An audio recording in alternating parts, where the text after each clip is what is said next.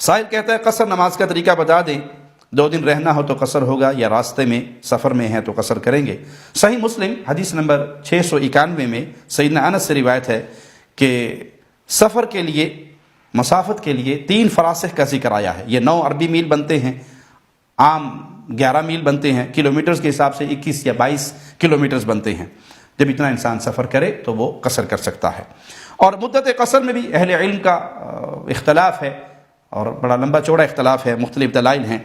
صحیح بخاری حدیث نمبر 1080 سیدنا ابن عباس سے روایت ہے کہ رسول اللہ صلی اللہ علیہ وسلم نے 19 دن قیام فرمایا، سفر میں تو قصر کرتے رہے، جب ہم 19 دن قیام کرتے تو قصر کرتے، اور اگر زیادہ رہتے تو نمازیں پوری پڑھتے۔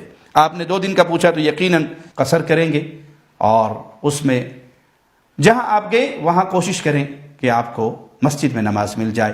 فرض امام کے پیچھے پورے پڑھ لیں، اگر امام مقیم ہے، آپ مسافر ہیں تو کم از کم فرض پورے پڑھ لیں، اور اگر آپ راستے میں ہیں تو اپنی جماعت کروائیں۔ اللہ سے دعا ہے اللہ ہمیں پیارے نبی صلی اللہ علیہ وسلم کی پیاری احادیث کے مطابق اپنی زندگی گزارنے کی توفیق عطا فرمائے۔ اقول قولی ھذا واستغفر اللہ لی ولکم ولسائر المسلمین فاستغفروہ انہ ھو الغفور الرحیم۔